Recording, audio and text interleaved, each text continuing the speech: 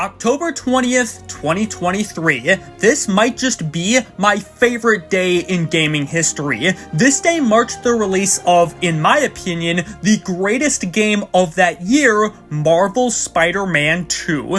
Oh me, oh my, this game is fantastic. Spider-Man 2 has stolen the spot from the first game as my favorite video game of all time. The amount of improvements and additions made in this game is incredible. The story is once again excellent, the combat is even more amazing and filled with tons of combos to perform. Gliding around the air is so much fun. I love switching between Peter and Miles. The MJ missions are actually good. There's literally so much to love about this game. Another thing this game has over the previous ones are the boss battles. They weren't bad or anything in the previous games, but Spider-Man 2's fights are so much more fun, intense, and memorable than ever before. So today, I'm going to rank every boss battle in Spider-Man 2 from worst to best. This was a hard list to make, as most of the fights in this game are awesome, but I think I figured out my definitive list. So without further ado, let's go. 10. Wraith. It feels kind of wrong to call this boss the worst, as I don't think any of the fights in this game are bad, but with that said, this is definitely the most basic. Wraith swings around her blade, and you have to keep dodging until you find an opening. You'll also have to utilize a new mechanic this game introduces called parrying, where you can block an enemy's attack and follow it up with your own. I will give Wraith this. The way she moves around and dishes out her attacks can be a bit unpredictable, so you have to pay close attention in order to stay alive. There is also this thing where Wraith will momentarily blind you, and you have to rely on your spider sense so you don't get hit. But aside from that, this fight doesn't really do anything that special. Again, it's not bad by any means, but it's definitely the most forgettable boss in the game. 9. Mysterio. Being the quote-unquote master of illusion, I was expecting this boss to be amazing, but instead, it was good. Yeah, maybe I let my expectations get the best of me, but I couldn't help but ask for a little more. You're inside this giant snow globe and have to fight Mysterio as he flies around the place. He'll use his green magic to launch a variety of attacks at you, and he'll summon in a bunch of zombie-looking enemies you have to deal with as well. Thankfully, the fight picks up a lot more in the second half as you'll enter this haunted amusement park thing, and Mysterio will create several copies of himself. I put this boss above Wraith because at least it looks and plays a lot more interesting, but considering how wacky and fun the other illusions are in this game, I can't help but say that while this fight is good, it feels like there was a lot of missed potential. 8. Sandman. Okay, what the happened here? Keep in mind, this is the first boss in the game. This is part of the tutorial level. It's not supposed to be this freaking cool. If you couldn't tell, this fucker is massive, and he'll do stuff like throw cars at you and create weapons out of sand to attack you with. He'll also summon in a bunch of mini Sandmen to come and get you throughout the fight.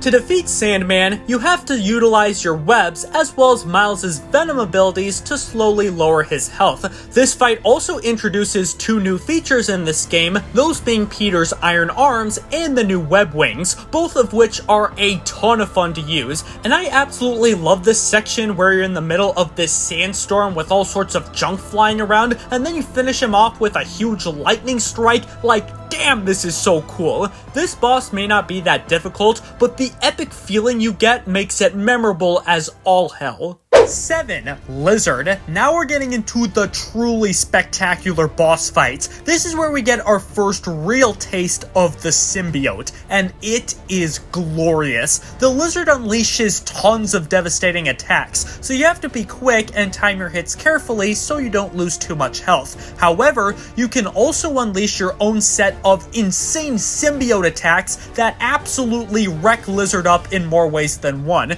You can also use your environment to your advantage by opening these hatches on the ground that stun the lizard for a bit. Plus, on top of all this, you'll chase the lizard throughout the city with hunters going after you as well. This is the only fight where you chase the boss throughout the city, and the amount of speed you get while swinging and gliding makes it that much more fun. We're not even halfway through the list yet, and already the bosses are skyrocketing in quality, so let's keep going.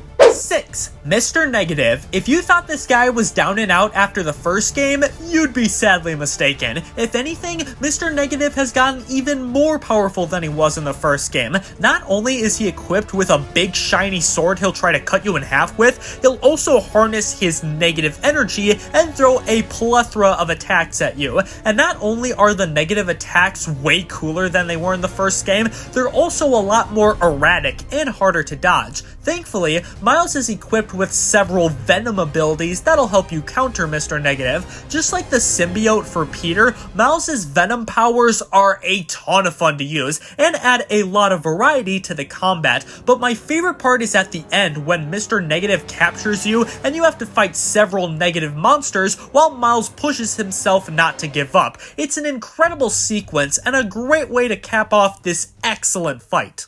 5. Kraven the Hunter. Throughout the game, Kraven is built up as someone to be feared. He killed most of Spider-Man's villains, he nearly killed Spider-Man himself, and he keeps making life a living hell. Well, Peter is fed up with Kraven's shenanigans and is ready to face him one-on-one, except now he's completely fueled by the power of the symbiote. Kraven does not hold back in this fight. He'll use his incredible strength to bash you all over the place, as well as use a variety of hunting weapons like mines, a ginormous axe, and some robot dogs during the second half. However, at this point in the game, you've probably already mastered the symbiote's abilities, and you'll use them to beat the living shit out of Kraven. You can even hear the symbiote telling Peter to kill him, which adds even more intensity to the battle. It's a really fun fight, even if it does feel a bit short for what's supposed to be one of the game's big bads. But really though, this boss battle is just a warm-up. A warm-up for the infinitely better boss we're gonna get to later.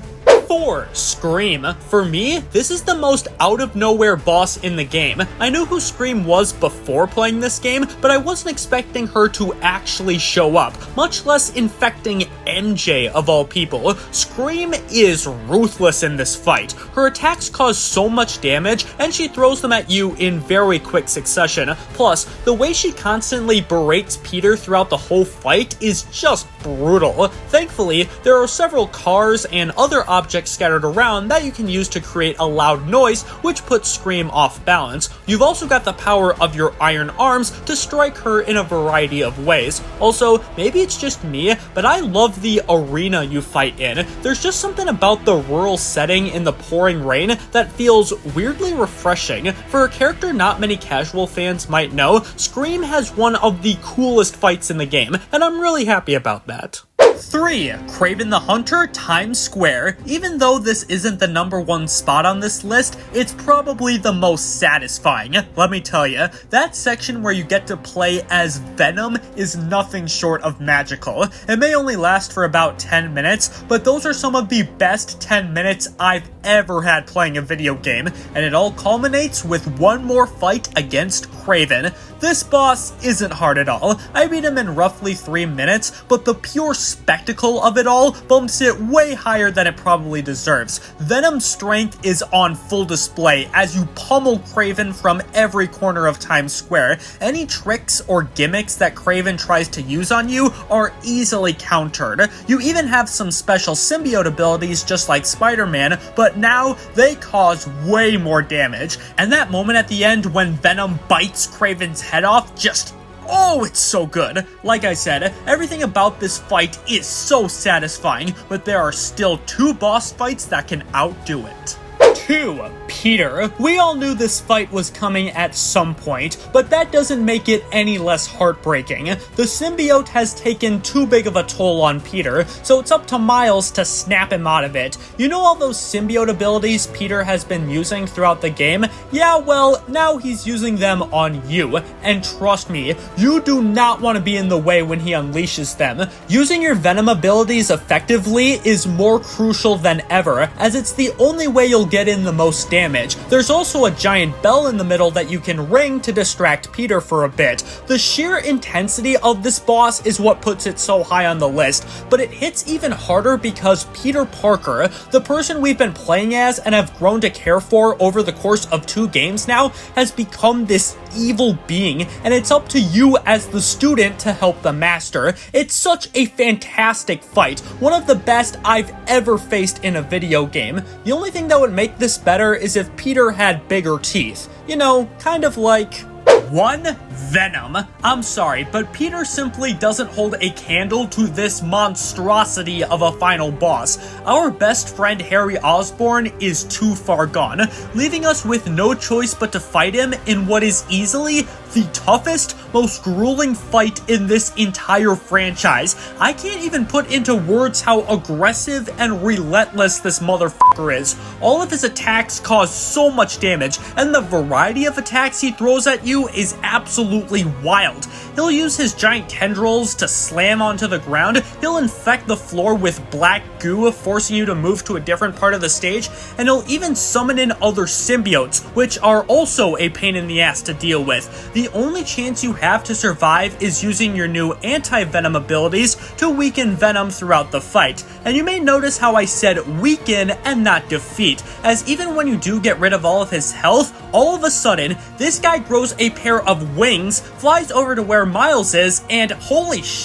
we're not even halfway through the fight yet. For this part, you play as Miles, and Venom only becomes more unhinged. He'll fly around the place shooting projectiles and send waves of symbiote across the floor. It literally feels like you are fighting for your life. And then there's the ending when Peter and Miles punch the living crap out of Venom and then finish him off with the anti-venom powers, and it's just the most incredible thing I've ever seen. Venom puts most other final bosses to shame. It's absolutely outstanding, and by far the best boss battle in Marvel Spider-Man 2. Thank you guys so much for watching this video. If you enjoyed it, then make sure to give it a like, and let me know down in the comments which one of these boss battles is your favorite. Also, make sure to subscribe so you can see more videos like this in the future. Have a great day, stay safe out there, and I will see you in the next one.